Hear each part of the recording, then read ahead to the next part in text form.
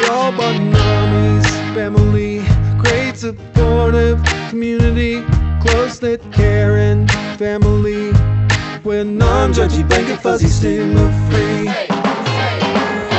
We're all bond armies, family, friends, family, and community.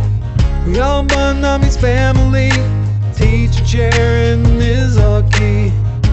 Great big thanks to you all. Hello, and welcome back to another episode of Stigma Stoppers, non-Mayberry County PA's One and Only podcast. Today we're coming to you virtually, which is super fun. I'm one of your hosts, Abby. And I'm your other host, Janana. Today we have a super cool topic. We're going to be talking about mental health and agriculture, and we're joined today with Jeff Corle. I'm going to go ahead and read his bio for everyone because I think it's really important.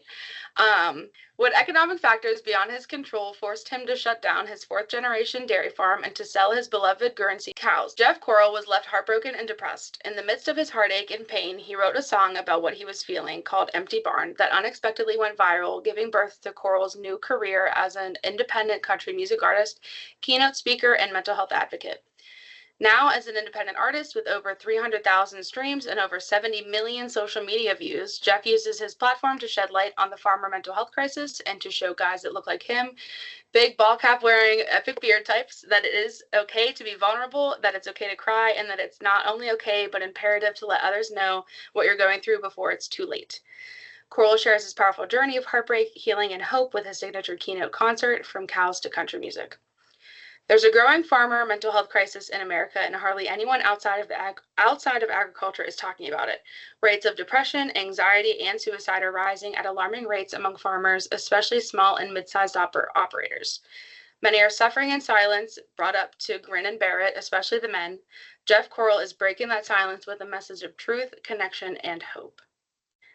So thank you very much for joining us. We really appreciate you reaching out to be on. I think this is so important to talk about and something that I don't even think anyone really thinks of. So I'm really glad that we can bring light to it today.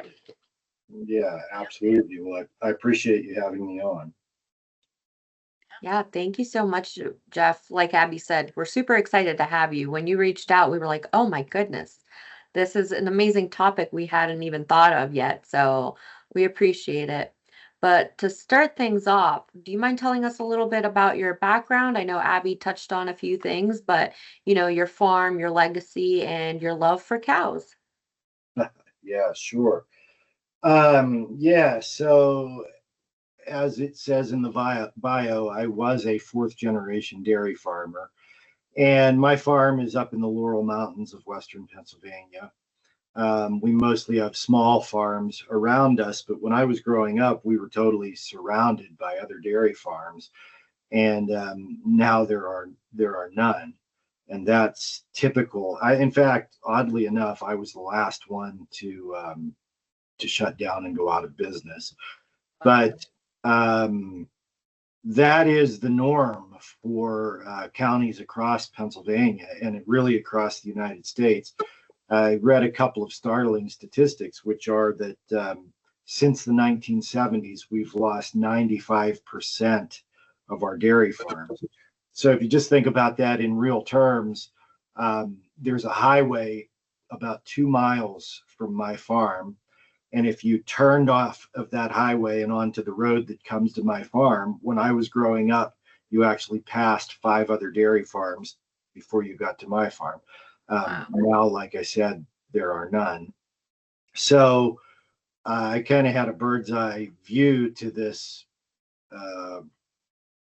thing that I didn't realize was actually a farmer mental health crisis. And as far as my background is concerned, when I finally went out of business in the spring of 2022,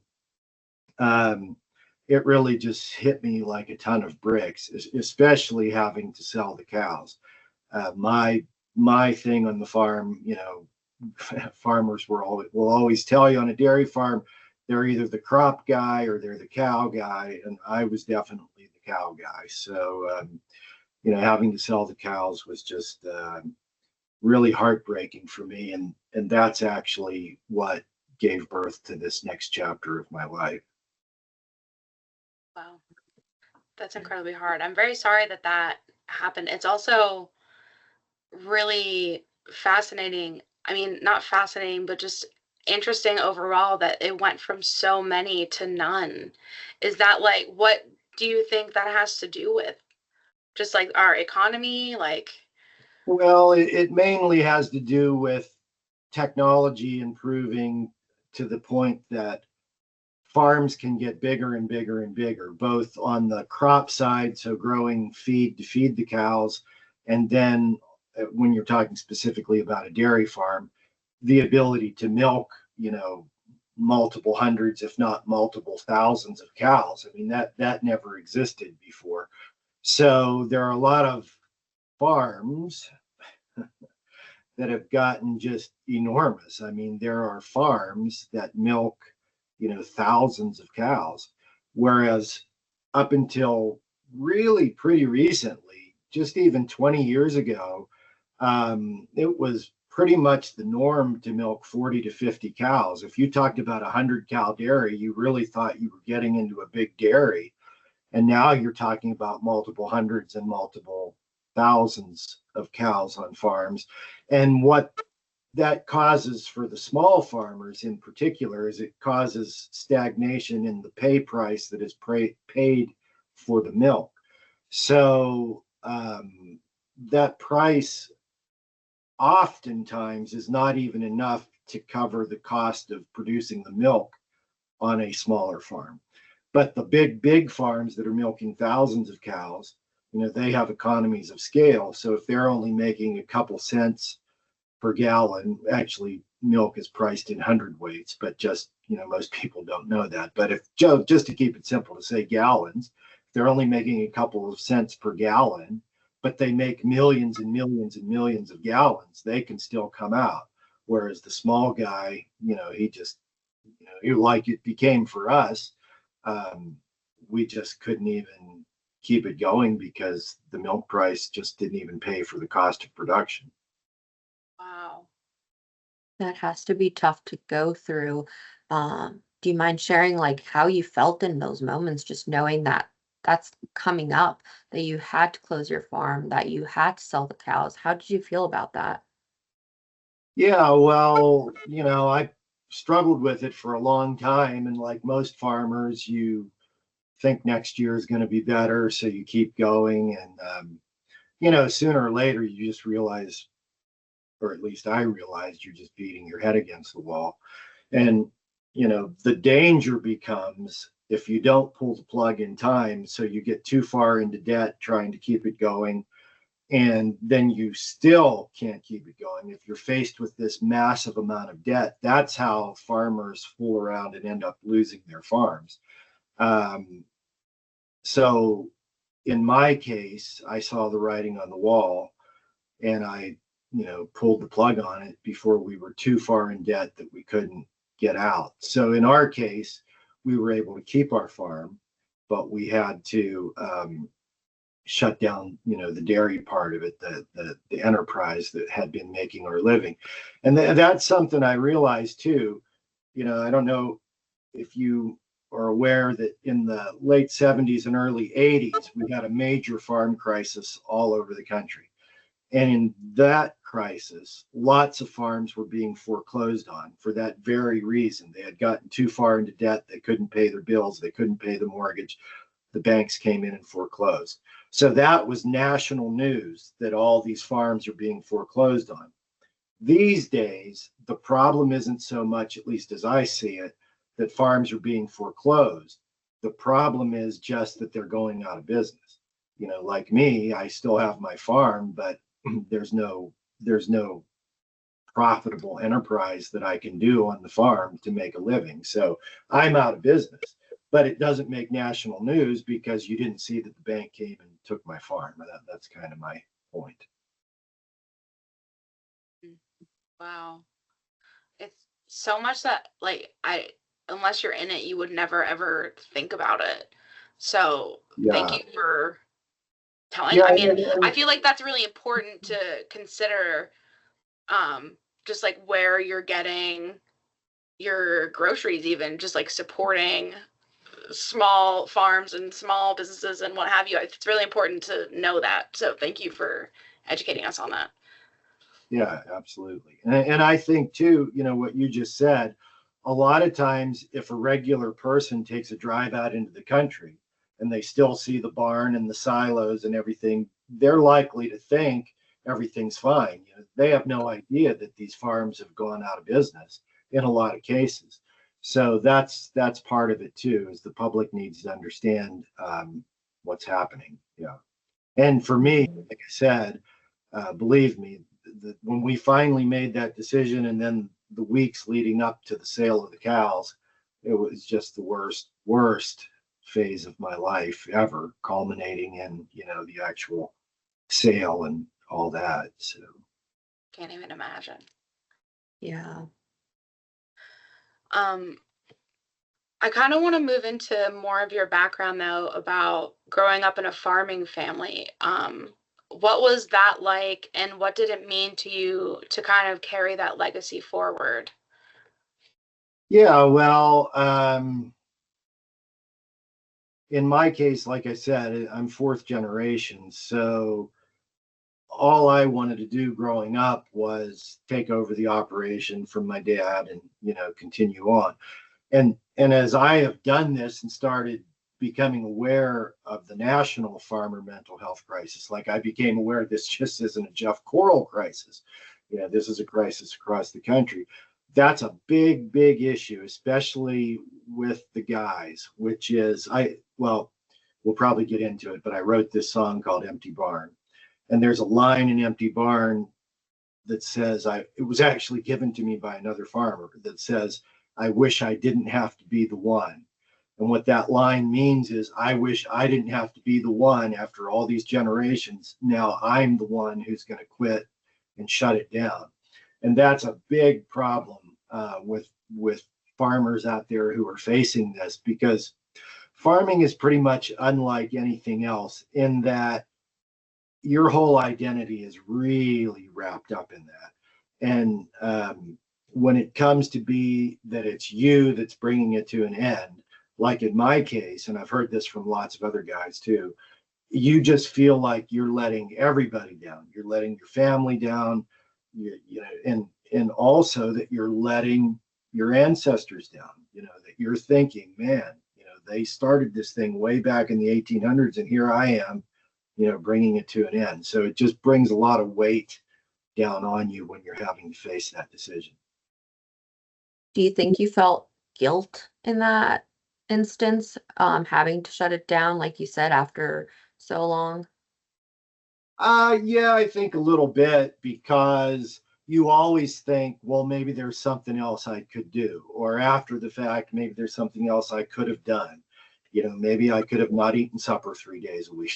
That would have let us, you know, somehow have enough money to keep going. But you always think, well, maybe there's something else I can do. And yeah, when you finally come face to face with that reality that no, there's not, you know, the only alternative is to shut this thing down, I think you do have a little bit of feelings of guilt. Yes. So you mentioned Empty Barns.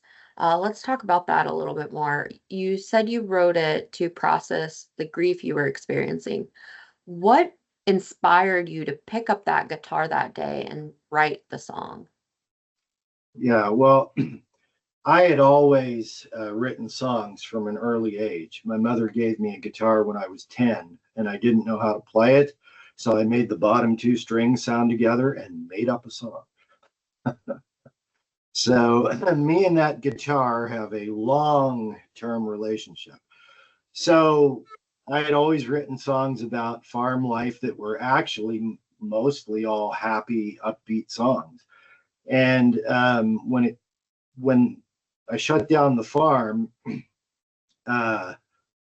you know, I ended up really heartbroken. I ended up sinking into a deep depression, and that depression was filled with pain, anxiety, and a lot of sleepless nights. And at a certain point where I didn't think I could take it anymore, there were two things leaning against my bedroom wall. One was a loaded shotgun, and the other one was the guitar. And I had had this relationship. I knew that writing songs could be therapeutic for me. So fortunately for me and my family, I chose that guitar.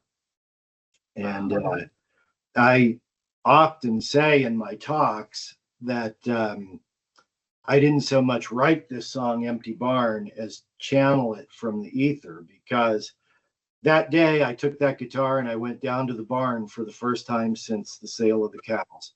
I sat down on a 5-gallon bucket and I stared at those empty stalls. And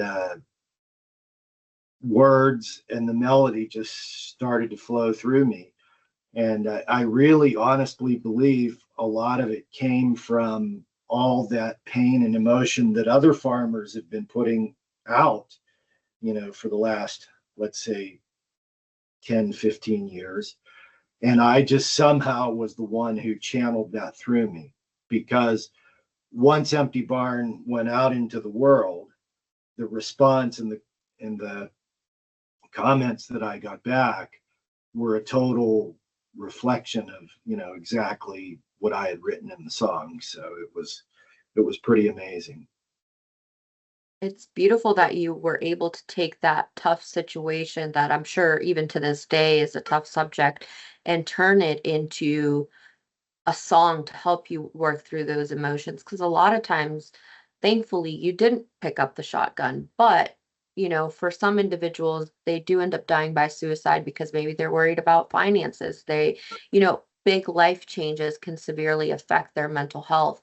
So the fact that you were able to pick up that guitar and turn it into a different way is absolutely amazing. And again, I want to both from Abby and I say thank you again for sharing this, because something we stress a lot in every conversation is, unfortunately, males still aren't comfortable talking about their mental health. It's still that stigma surrounding it. You're weak if you talk about it and things like that. So we truly can't thank you enough for joining us today and shedding light on this subject. Yeah, well, I appreciate that. And two things come to mind on that. One is another startling statistic that I recently came across is that farmers today are 3.5 times more likely to die by suicide than the general public.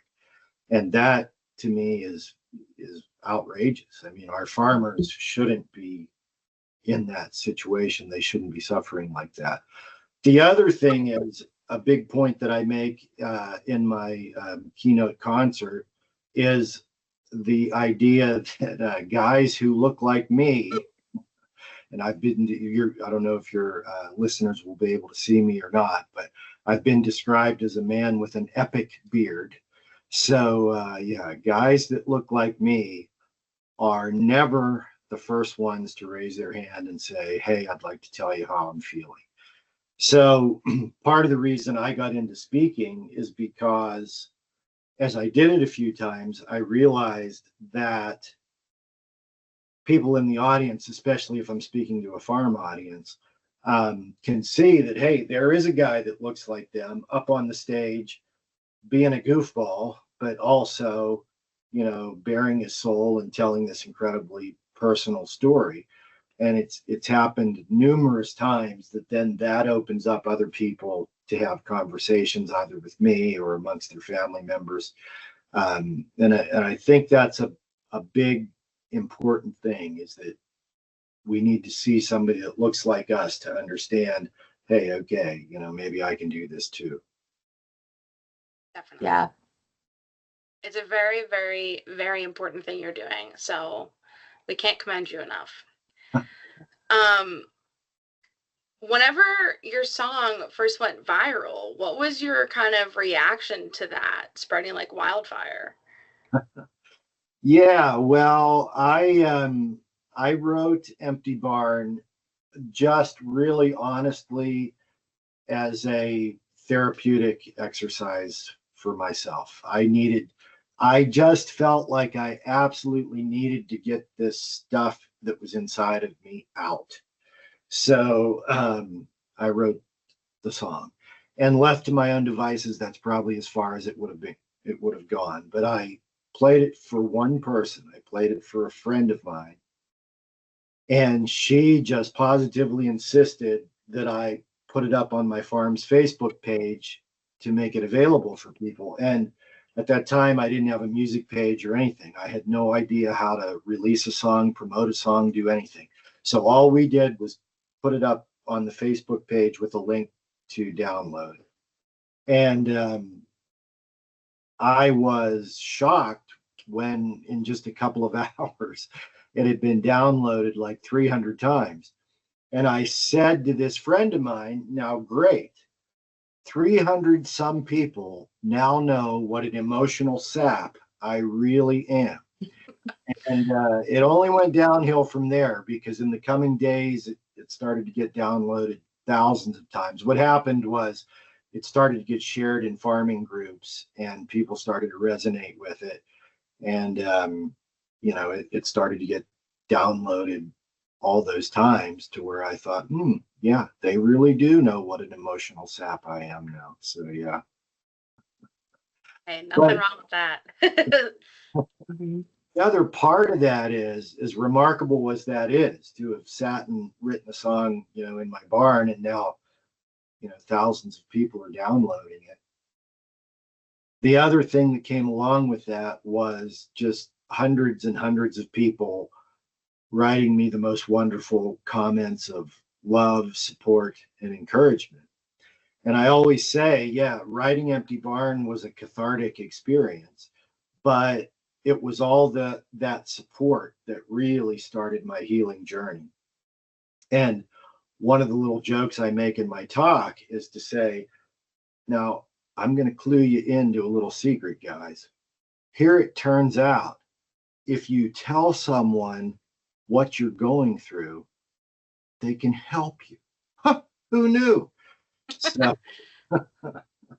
So yeah, putting that song out there in retrospect was kind of my cry for help. It showed people what I was feeling, and that opened the floodgates for people to lend me their support. That's amazing. So, we touched a little bit on that farmers are 3 times more likely to die by suicide. I wanted to recircle back to that. Why do you think it's so hard for farmers, specifically men, to talk about their mental health, and why the statistic is so high? Well, I think it plays into a lot of the things we've already talked about. Guys in general are much more resistant to talk about their feelings. Male farmers are raised to, I call it grin and bear it. It just comes with the territory. If you have a bad year, dad always says, oh, we'll have a better year next year. Or if you plant corn in the springtime and the weather is horrible, well, we'll plant something else. We'll figure this out. And so I think it just comes with the territory that you learn to try to overcome your obstacles yourself. I mean, on the farm, especially on smaller family farms, you're usually working within a family unit. So a lot of the guys see themselves, as being the leaders of that family unit. So I think that plays into it, to where they just feel like they need to get through this thing themselves. And that works for a lot of what goes on the farm, but it absolutely does not work for your mental health. Because if you just keep all that pushed down inside of you, sooner or later, it's going to manifest itself in some way, or it's just going to eat you alive until you make a, very bad decision like we're talking about. Yeah. I feel like a lot of people think they can just suppress it away, and you can suppress it all you want, and that could work for weeks, months, years even. Some people suppress everything they're going through for years, but it always will eventually bubble over. So the sooner everyone could talk about it, the better, men included, especially men. I feel like they go through a lot because they are keeping it inside. So giving them the space to kind of talk about that is super important. Yeah. And, for me, I experienced it firsthand. So you asked me what I felt like, when we made the decision to sell the cows, and I said that the days leading up to that sale were the worst days of my life. But by far and away, the worst day of my life was the day of the sale and the cows left. And, I helped load the cows on the trailer.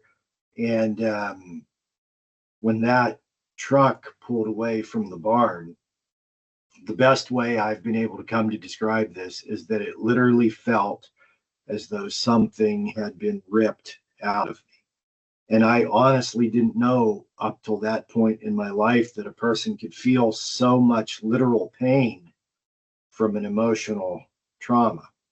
And that led me, once I started really thinking about this and trying to think, how do I want to communicate this idea, was to say it like this to the guys who look like me. If you break your arm, you are going to seek help for that. You're not going to put it in a sling yourself and just try to grin and bear it. Well, that one thing you have to come to terms with, and I certainly did, is that emotional pain is just as real and as damaging as that broken arm. So just like the broken arm, you have to get help for that, and it doesn't necessarily have to be seeing a doctor, having to seeing a therapist. Guys are really afraid of that. But it can be as simple as one conversation with one person. If you take away anything from my story, I wrote this song for myself, but for whatever reason, I was compelled to play it for one person. And that person said, you're putting this on the internet. And even just sharing it with that one person made all the difference in the world. I love that so much. I'm so glad you were able to find something to channel all your pain and grief into, because unfortunately a lot of the time people aren't able to find that, and that's when we lose people. So I'm very glad that you were able to find that. Yeah, and I would say too, you don't have to write a song about what you're feeling. But since I've gotten into this, there's a lot of research and evidence that shows that journaling is very therapeutic for mental health issues. So you don't have to write a song. If you can't quite bring yourself yet to the point that you're going to talk to somebody about what you're feeling, man, write it down. Take out a notebook and write it down. And that in and of itself, just that release, is helpful. So you've said that, guys that look like me need to see it's okay to cry. Why is that message so important for individuals to hear right now? Well, I'll tell you what. Can I tell you a quick story? Yes, of course. I started using that phrase after an experience I had at a speaking event. So I do this thing called a keynote concert, where I do a keynote address, but I have my guitar with me and I perform Empty Barn and two other songs that help tell this totally bizarre story of this transformation that my life went through. And I was doing a keynote concert at a major farm event and farm organization event. And I like to make eye contact with the audience. And this audience, I was their keynote speaker, and it was their closing thing. So they were all kind of dressed formally. Guys had on jackets, in their best blue jeans and their best boots. And one of the guys who was right in the front just had on bib overalls and a baseball cap. And so I couldn't help but to look at him, when I would pan across the audience. And as I told the story leading into me performing Empty Barn, I saw that it looked like this guy was starting to get a little emotional. And if I'm not careful, I'll get emotional. So start singing Empty Barn, and I pan across the audience and I look at this guy, and he was a guy probably in his mid-30s. And sure enough, I see that he's wiping tears away. And so from that minute on, I couldn't look at him again because it was like, oh my goodness, what have I done?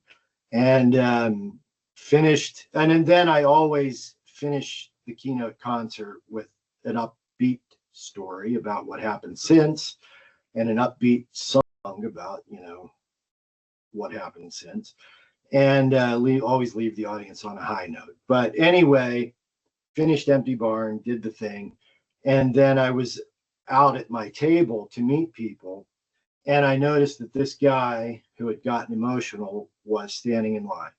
So when it came his turn to come up to the table, I wanted to stand up and shake his hand. And I'm a pretty big guy. I'm 6'2". This guy like cowered over me. And when I stood up to shake his hand, he grabbed my hand to shake my hand, but instead of just doing that, this big guy pulled me into a bear hug and literally lifted me up off the ground. And at my keynote concerts, I'm usually wearing a cowboy hat. Knocked the cowboy hat off of my head. The other people are standing in line were like, oh my gosh, what are we witnessing? And this guy leans back, lifts me completely off of the ground and says, that was the greatest effing song ever, except he really said the word. And then he put me down and then he heaved me up again. That was the greatest effing song ever. And he did that about 3 times. And on the 3rd time, I thought I was going to pass out because, he was choking off all my oxygen. And he finally saw me, and I looked at him and I said, wow, what's that all about? And he proceeded to tell me the story that when he was in high school, his mother and dad had made the decision. They were dairy farmers, and they had made the decision to go out of business and sell the cows.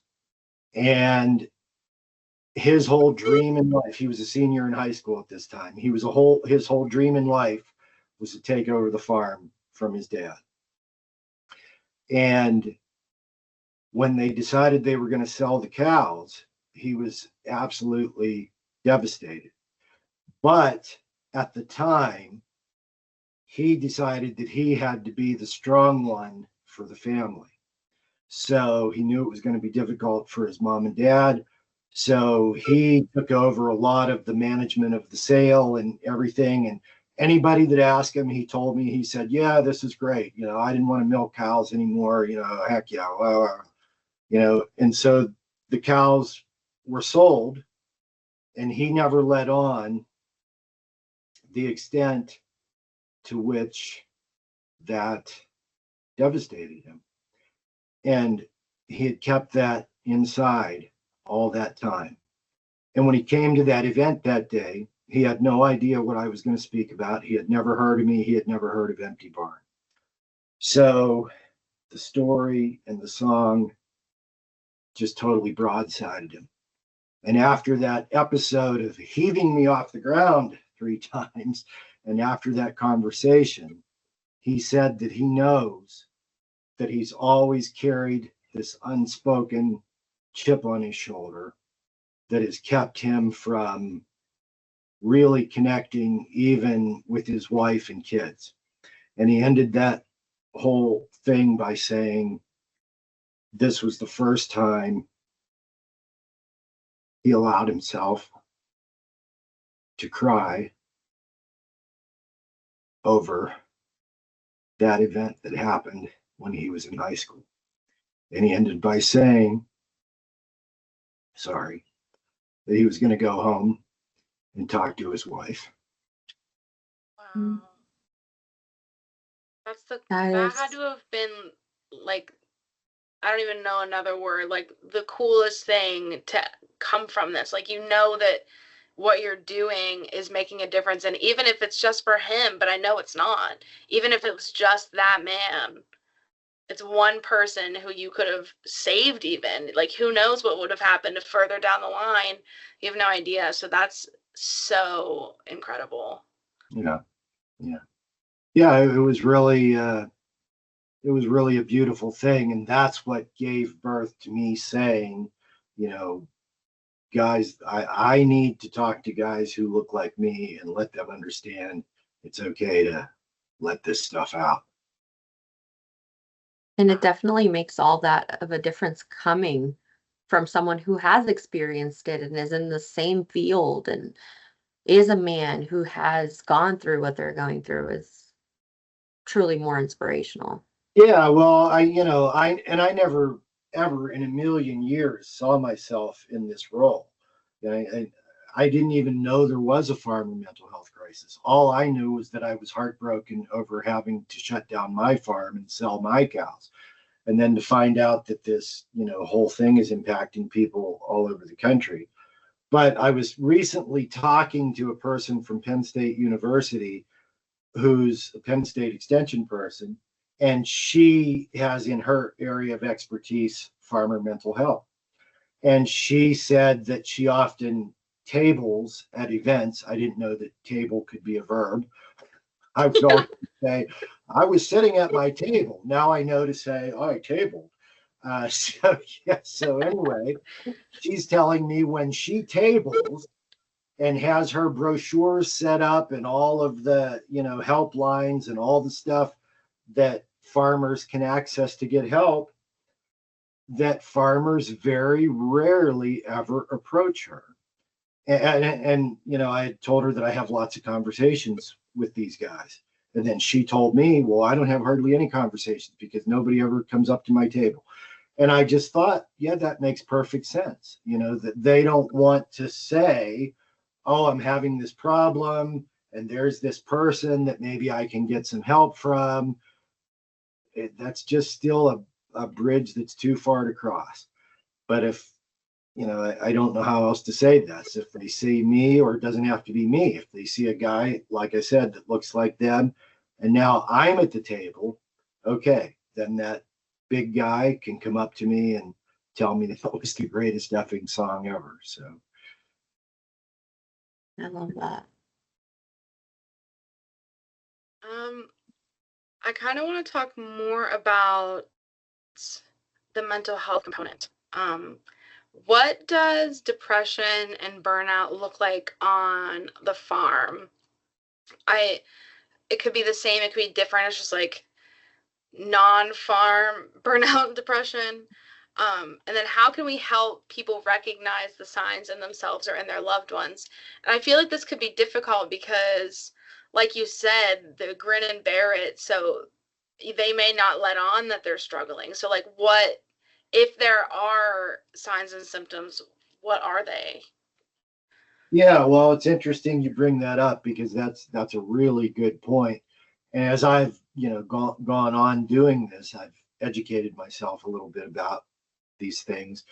And some of the signs, even if the guy is grinning and bearing it, losing interest, losing interest in the farm, losing interest in things he was interested in before, losing interest in the family. One of the big ones, oddly enough, and I read this article, and I'm not going to be able to tell you who wrote it, but it was an article, I can't think of the author, but it was an article about the correlation between milk production, healthy cows, and farmer mental health. And it was that if a farmer is experiencing something that's causing him to have issues and he begins to decline, it's often seen that the herd health of the cows and the milk production declines because he's no longer putting in the time, effort, and energy that he did before. So that's, those are classic signs. The guy is pulling back. He may not be telling you, hey, I have an issue, but he's not the same. He's not performing his duties. He's not functioning the same as he was. Wow. That's very interesting. I feel like that's really good information to have too. Just being aware of like how the farm is doing. He may not be showing anything, but the farm might be. That's very interesting. Yeah. So for those individuals who might be struggling right now, or they have lost everything, what message do you have for them and where they can turn to get help? Yeah, well, the message I have for them is there's life after loss. And as much as you do not want to hear this, there is life after your farming. After your farming career may come to an end. I mean, it's heartbreaking. Your whole identity was tied up in that. But if you can take anything away from my message, you can take this. And that is that the day the cows left, I had no idea what I was going to do next in life. I didn't have any plan B. And through the grace of God and through these, various bizarre coincidences, I ended up writing a song that gave birth to a new career that ended up resonating with people all over the country and even all over the world. And that opened the door for me to be able to record an album and go out and be a goofy full-time musician. So, I don't know what your thing is that you're going to do next in life. And it's so, so hard when you're in the midst of that pain, when you're in the midst of shutting something down to think, hey, there's going to be a brighter day after this. But I will testify that there is. You may not see it at the time, but it seems to me that it's an absolute universal law that when one door closes, another one has to open. And it's your job to look for that door that opened. I am so glad that you mentioned that because I feel like in tough situations, a lot of the time we tend to focus on the negative and, we're struggling. So we don't see that light at the end of the tunnel. So I Yeah, think you sharing that is inspirational and important to remember that there, like you said, is life after loss. yeah, absolutely. Absolutely. You just have to have the strength and the courage to pick yourself up off the floor. That's all you got to do. You don't have to know what you're going to do next. You don't have to know what the plan is. You just have to have the courage and strength to pick yourself up. Yeah. That so much. And, the thing is, there's where you need help. There's where you need to tell someone, I don't know how I'm going to get through this. And let that person say, well, I'm here to help you get through it. Absolutely. I love that so much. You also kind of incorporate some humor in your message. Why do you think laughter is such an important part of your work? Oh, I think everybody relates to a healthy dose of humor. The first talk that I did, which came about totally by a fluke, so a major hospital system asked me to come to speak to their staff for their farmer, or not for their farmer, to their staff for their mental health awareness day. And I literally said to the person on the phone, you have the wrong person. I'm not a speaker and I don't have anything to do with mental health. And the woman laughed and she said, I've been following your story from the beginning. Your story has everything to do with mental health. All we want you to do is come tell your story. So I thought about it for a minute and I said, okay, I'll tell you what, I'll come talk to your staff under one condition. And that is that I can have my guitar with me so I can perform Empty Barn and so that I can do it in a way that feels right to me. And she said, yeah, that's absolutely fine. Perfect. So the way that it felt right to me was not just hit them with this heavy, I sold my cows, I was brokenhearted, I wrote this sad song and it went viral. That's all true. But if that's all it was, that would be all it was. But that song opened the door to the new chapter in life. And it turned out that I only had one heartbreaking song in me. The songs that came after that, when it came time to record the album, the songs that came after that were songs that either I had written in the past or songs that I wrote to get ready for the album that all tended to be upbeat and a couple of them really funny. And so I guess that's just part of my personality. But what I found is that that's a really good way to get you to swallow the pill, baby. And that is, let me, tell you, when I have alluded a couple of times to going up there and being a goofball, it's not that I'm acting like a goofball, but I have some really funny stories that came from my farm life that I'm able to incorporate into it. So, yeah. I love that. So if you could go back to the day where you sold your cows and, a tough day for you, what is something that you would tell yourself in that moment? Oh, this is such a cliche, but it is absolutely a fact. I would put my arm around me and I would say, it's going to be okay. It's going to be okay. And the previous Jeff would have turned to the future Jeff and punched him in the face and said, no, it's not. The future Jeff would have had to get up and say, put his arm around him again and say, yes, I'm going to help you. It's going to be okay. Yeah. It may be cliche, but it is true. Everything I feel like always ends up working out somehow. And the more open-minded you are to the numerous opportunities everyone has around them, even though it may not seem like it, the more open-minded and the more you just kind of go with the flow and are like, yeah, sure. I feel like that's when people kind of find what they were meant to be doing, or like what is powerful in them, and then they're able to kind of create a career from it. I feel like the coolest things can come with the darkest of times.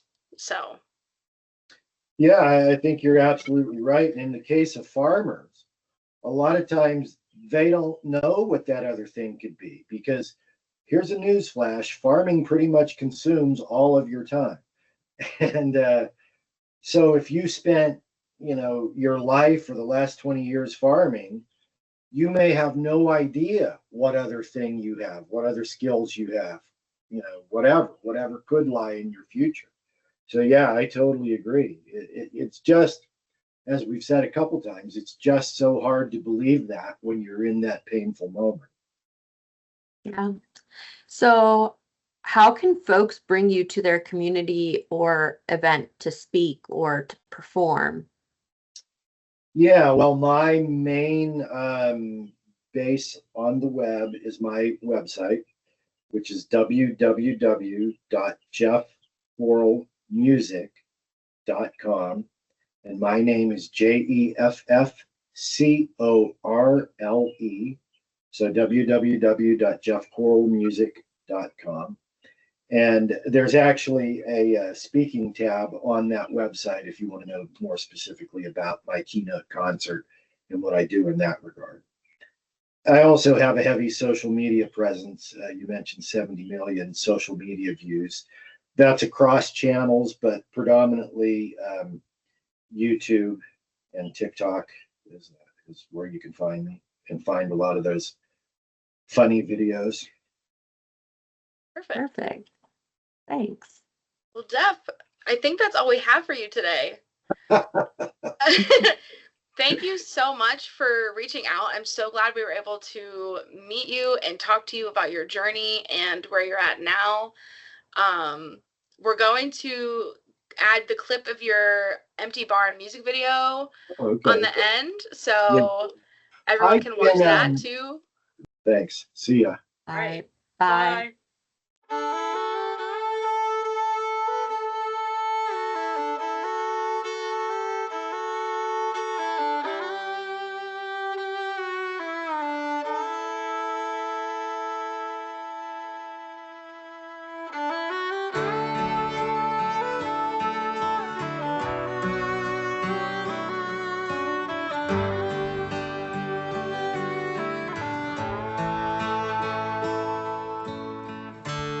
I can get used to not working every day. And I can get used to not needing to bale hay. And I can get used to a job off the farm. But I will never get used to this empty barn.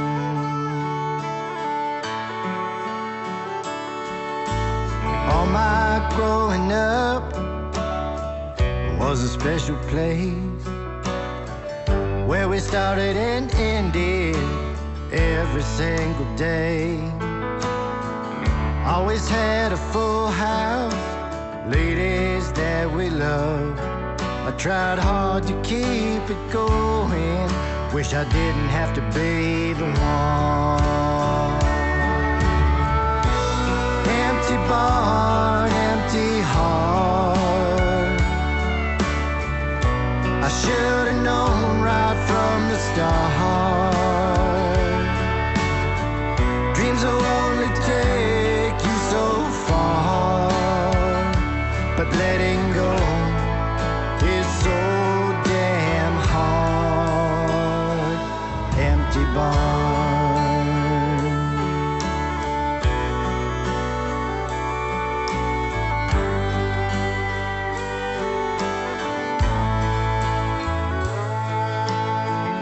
These stalls hold memories special to me. I remember faces and personalities. If I dwell for too long, it'll bring the tears. I can't believe it's over after all these years. It might be hard to understand if you ain't walked it yourself. You love those cows just like your friends, but when they're gone, it leaves a hole that's hard to mend. Empty barn, empty heart. I should have known right from the start. Dreams will only take you so far, but letting go is so damn hard. Empty barn.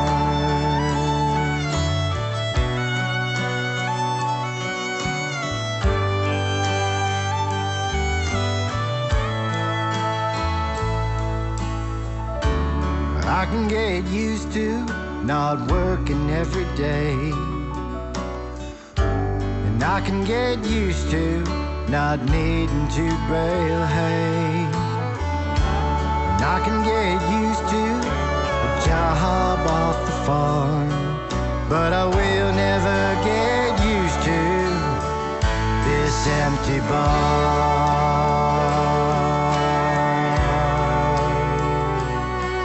No, I will never get used to this empty barn.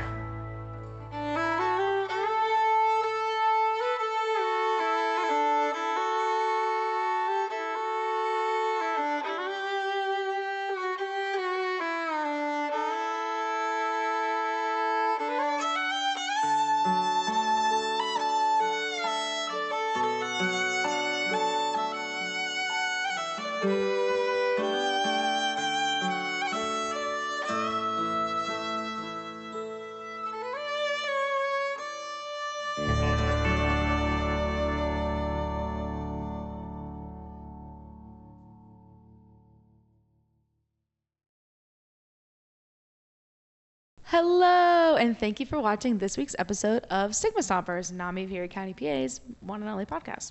We put out new episodes every second and fourth Monday of the month, so if you want updates on those and little sneak peeks on what's to come, make sure you check out Nami Erie on Instagram, Facebook, and LinkedIn. And you can also find us on our website, namierie.org, where you can find updates and anything going on and what we're up to in the community. Also, you can sign up for the newsletter on there, make a donation.